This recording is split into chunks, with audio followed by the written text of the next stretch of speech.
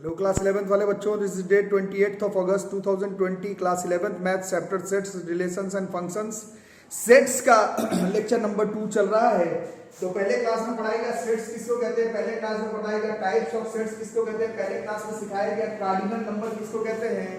तो लेक्चर 1 नहीं देखा हो तो इसी चैनल के प्लेलिस्ट में जहां पर आप लोग ये वीडियो देख रहे हैं इसका प्लेलिस्ट में ठीक इसके ऊपर लेक्चर 1 मिल जाएगा। लेकिन मजा तभी है जब आप सब्सक्राइब करके हैं साथ साथ चल रहे हैं, बीच बात का देखने में मजा नहीं है। सेट्स रिलेशंस एंड फंक्शंस का पहला वीडियो में जितना व्यूज बच्चों ने देखा इससे थोड़ा साबित होता है कि आप लोग डरते हैं स्कूल एग्जामिनेशन से। सेट्स रिलेशन फंक्शंस देखा बच्चों ने, बहुत अच्छा रिस्पॉन्स अभी तक मिला है, बट कॉम्प्लेक्स क्वाड्रेटिक में उस तरह का रिस्पॉन्स नहीं मिला। क्या मैं बताऊं, कॉम्प्लेक्स क्वाड्रेटिक इक्वेशन आपका JEE Mains, JEE advance, NDA का एग्जाम क्लियर करवाने के लिए बहुत इंपॉर्टेंट चैप्टर है। जितने लोग सेट्स रिलेशन फंक्शंस देख रहे हैं, अगर कॉम्प्लेक्स क्वाड्रेटिक नहीं देखा हो तो पहले जाके कॉम्प्लेक्स क्वाड्रेटिक देखो बच्चों। कॉम्प्लेक्स क्वाड्रेटिक ये सब तो बुक का ही डेफिनेशन है, मैं लिखवा रहा हूँ समझा रहा हूँ, बुक में भी है। कॉम्प्लेक्स क्वाड्रेटिक में ऐसी बहुत सारी बातें जो किताब में नहीं है, भास्कर भैया ने पढ़ाया है। आप मेंस एडवांस का एग्जामिनेशन पर फोकस करें। बाकी स्टार्ट करते हैं, चैनल को सब्सक्राइब कर लो अगर नहीं किया है तो, फिर वीडियो स्टार्ट करेंगे। तो इक्विवेलेंट सेट्स किसको कहते हैं, तो कल मतलब पहले लेक्चर में पढ़ाया गया फाइनाइट सेट्स किसको कहते हैं, उसी का आगे कंटिन्यूएशन है। Two finite sets A and B are equivalent. दो सेट्स अगर फाइनाइट है, नहीं जानते फाइनाइट तो पीछे देखो यार, लेक्चर 1 में देखो। Two finite sets A and B are equivalent if their cardinal numbers are same. Cardinal numbers are number of elements present in that finite set. ये वीडियो 1 में बताया हुआ है। That is number of cardinal numbers in set A, अगर ये total number of cardinal number in set B के बराबर आ जाए तो वो दोनों सेट्स को हम लोग कैसे सेट्स कहेंगे, उन दोनों सेट्स को हम लोग इक्विवेलेंट सेट्स कहेंगे। इसके बाद है equal sets. Two sets A and B are equal, दो सेट्स इक्वल तब माना जाएगा if every element of set A is a member of B and every element of B is a member of set A. Two sets A and B are equal if every element of set A is a member of set B. A set में मौजूद सारा element अगर B set में भी है, B set में मौजूद सारा एलिमेंट अगर A सेट में भी है, सेट्स इक्विवेलेंट होगा ही। इक्वल तब होगा, मतलब इक्विवेलेंट सेट्स इक्वल तब होगा जब जो एलिमेंट्स है, जो मेंबर्स है A सेट का, वही अगर B सेट का भी मेंबर हो and vice versa, B set का मेंबर अगर A सेट का मेंबर हो, तो वैसे सेट्स को हम लोग इक्वल सेट्स कहेंगे। जैसे कि ए सेट में 3 एलिमेंट है 1 2 3, कार्डिनल नंबर ए सेट का है 3, बी सेट में 3 एलिमेंट है √6 √11 √17, कार्डिनल नंबर 3 है। कार्डिनल नंबर तो बराबर है, इसलिए ये दोनों कैसा है, इक्विवेलेंट सेट्स है। बट 1 2 3 और √6 √11 √7 आर डिफरेंट नंबर्स, तो ये इक्विवेलेंट तो है बट ये इक्वल सेट्स नहीं है। ठीक है, मेरे ख्याल से समझ में आ गया होगा। मैं फिर से बता रहा हूँ, कॉम्प्लेक्स क्वाड्रेटिक का लास्ट क्लास जो हुआ है, सेकंड लास्ट क्लास जो हुआ है, ओ हो जो लोग पढ़ रहे हैं जल्दी से देखो कॉम्प्लेक्स क्वाड्रेटिक। उसमें डी मोइवर्स थ्योरम है ही नहीं किताब में यार, हर साल यही में क्वेश्चन है, कैसे बताया गया डी मोइवर्स से क्वेश्चन कैसे बनाया जाता है वो देखो।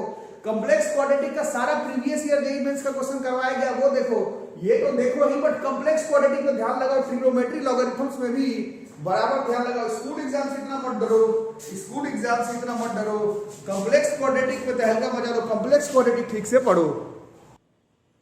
चलो इस चैप्टर को आगे बढ़ाते हैं with the topic subsets. With the topic subsets, लिखते भी रहो समझते भी रहो, लिखते भी रहो समझते भी रहो, लिखते भी रहो समझते भी रहो।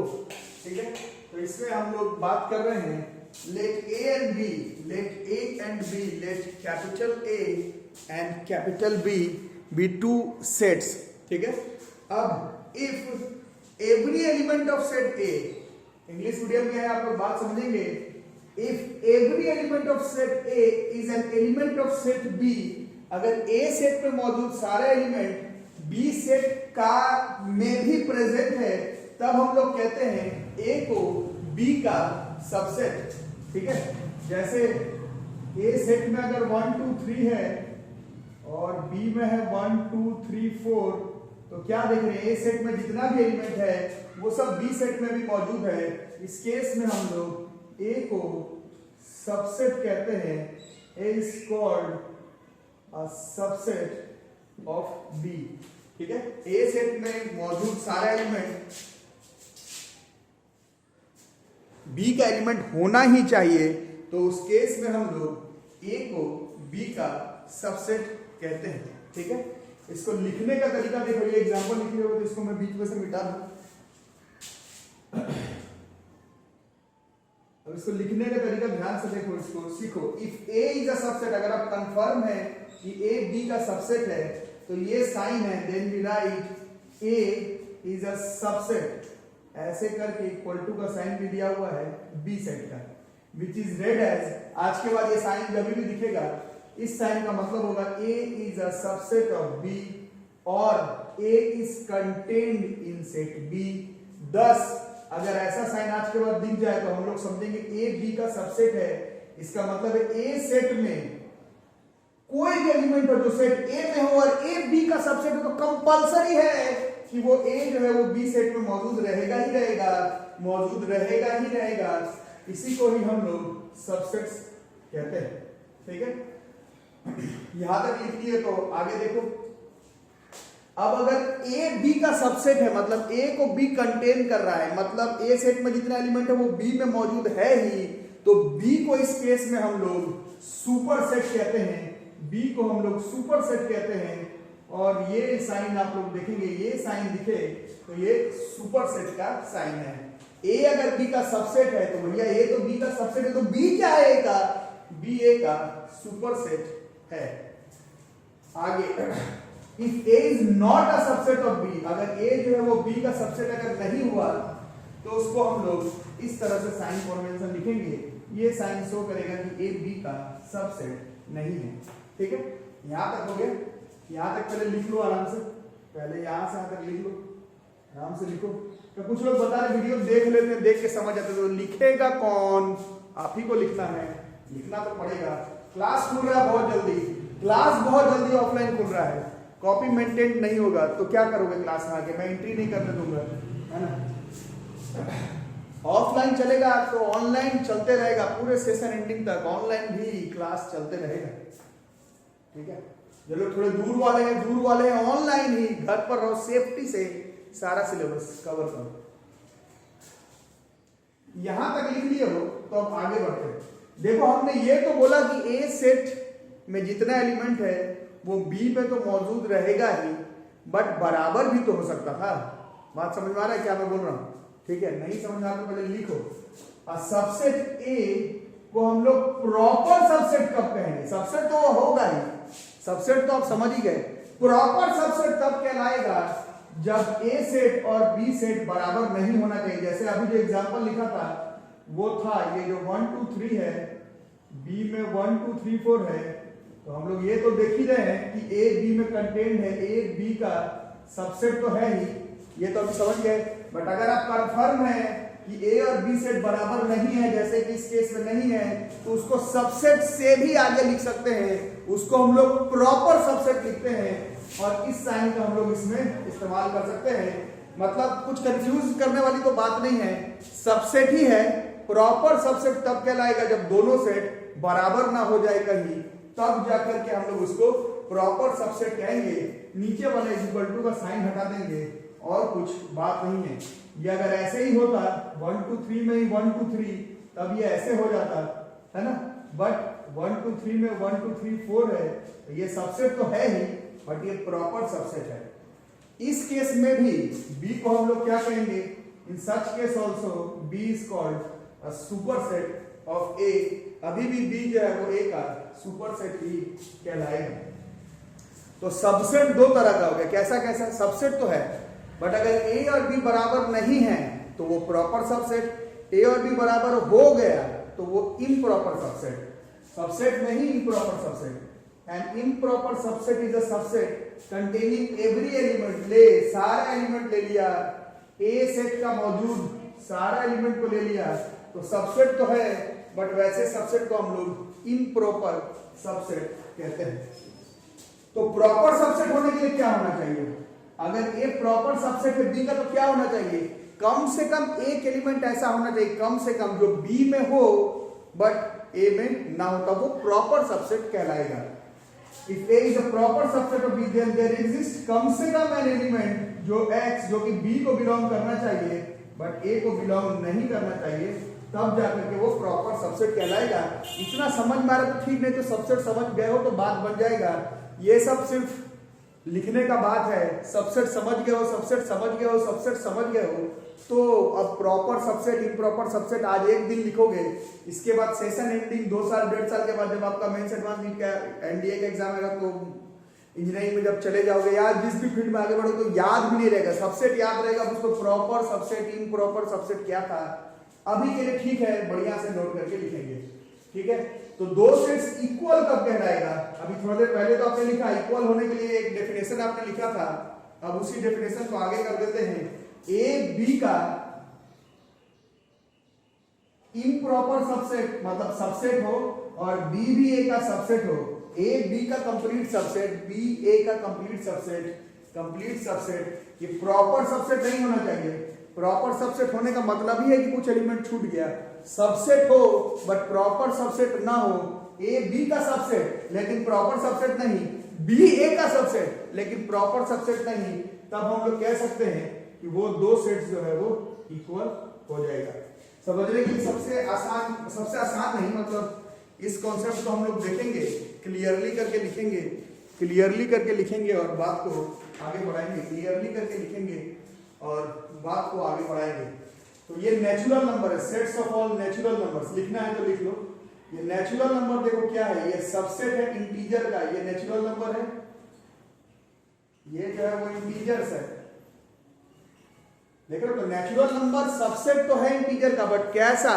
प्रॉपर सबसेट है, बिल्कुल प्रॉपर, क्योंकि सारा एलिमेंट नहीं है।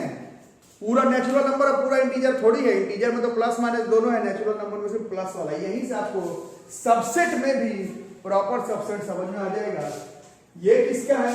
ये रैशनल नंबर्स का है। रैशनल नंबर्स में सब आ जाता है, रैशनल नंबर्स में सब आ जाएगा।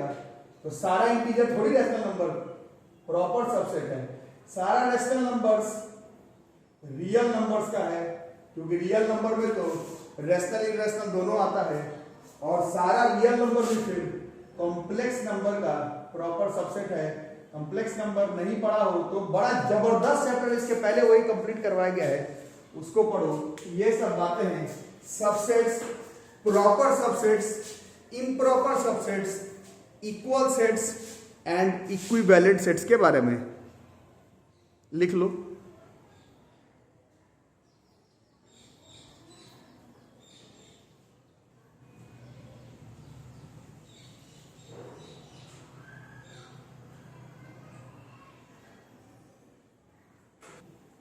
अब आगे देखते हैं, सम रिजल्ट्स ऑन सबसेट्स लिखेंगे, सम रिजल्ट्स ऑन सबसेट। ध्यान से लिखो, पहला number, every set is a subset of itself. ठीक है, हर सेट अपने खुद का ही सेट का सबसेट होता है। ठीक है, इसको लिख करके रखो, आगे समझेंगे भी, वैसे मेरे ख्याल से आ रहा होगा समझ में। दूसरा नंबर, एम्प्टी सेट, पहले लेक्चर में पढ़ाया गया था, empty set is a subset of every set. इसका मतलब हर सेट अपना खुद का सबसेट जरूर होगा, और एम्प्टी सेट जो है वो हर सेट का सबसेट जरूर होगा। ठीक है, इसके बाद total number of subsets of a finite set, एक सेट है उसमें अगर n एलिमेंट्स है तो उस पर टोटल नंबर ऑफ सबसेट्स आप जो बना सकते हैं उसकी फॉर्मूला 2 की पावर n होती है। Number of subsets of a finite set containing n elements, एक फाइनाइट सेट है उसमें n एलिमेंट है, तो टोटल नंबर ऑफ सबसेट्स कितना हो सकता है उसमें? 2 की पावर n। अब इसका प्रूफिंग हम लोग 3 तरीके से कर सकते हैं। 2 तरीका, एक है परम्यूटेशन एंड कॉम्बिनेशन में, अभी नहीं पढ़ा, उसी में है। दूसरा तरीका बाइनोमियल थ्योरम, उसी में आता है, वो अभी नहीं पढ़ा। तीसरा तरीका भी आपको आगे बढ़ते बढ़ते समझ में आएगा। उसके लिए आपको डेफिनेशन लिखना पड़ेगा पावर सेट का, डेफिनेशन लिखना पड़ेगा जी पावर सेट का, डेफिनेशन लिखना पड़ेगा पावर सेट का। तो पावर सेट क्या कहता है? Let A B a set, एक सेट है, देन द कलेक्शन और family of all subsets of A. अभी जैसे ऊपर बताया था, एक फाइनाइट सेट ले लो, उसका जितना भी सबसेट लिख सकते हो लिख लो, और उन सारे सबसेट को एक एलिमेंट मान लो, और फिर उसको एक और सेट में अरेंज कर दो, तब जो सेट चल करके आएगा, बन करके आएगा, उस सेट को हम लोग पावर सेट कहते हैं। यहाँ से थोड़ा सा कंफ्यूजन हो सकता है बट धीरे धीरे आ जाना चाहिए समझ में। लिखते भी रहो। Let A B a set then the collection और family of all subsets of A is called the power set of A and is denoted by ये साइन है पी ए। इसको हम लोग कहेंगे power set of set A. लिखकर कुछ समझ में नहीं आया, कुछ समझ में नहीं आया छोड़ो हटाओ, एग्जांपल से देखते हैं। ए सेट है, इसमें कितना एलिमेंट है? 2 एलिमेंट है। इसका कार्डिनल नंबर कितना हो गया भैया? 2 है। तो अब हम लोग देखते हैं सबसेट्स क्या क्या लिख सकते हैं, इसका क्या क्या सबसेट हो सकता है। सबसेट अभी क्या बताएगा? 5 एम्प्टी सेट इसका सबसेट होगा। 1 है ना इसका सबसेट, 2 है ना इसका सबसेट। अभी सबसेट समझाओ, पीछे जाके देखो। और एक सेट खुद का सबसेट होता है 1 2 है, तो 1 2 का सबसेट अभी बताया गया था, ठीक है। ये इम्प्रॉपर सबसेट हो जाएगा, उससे मेरे को मतलब नहीं है। 5 है, 1 है, 2 है और 1 2 है, ये चारों सबसेट है इस सेट ए का।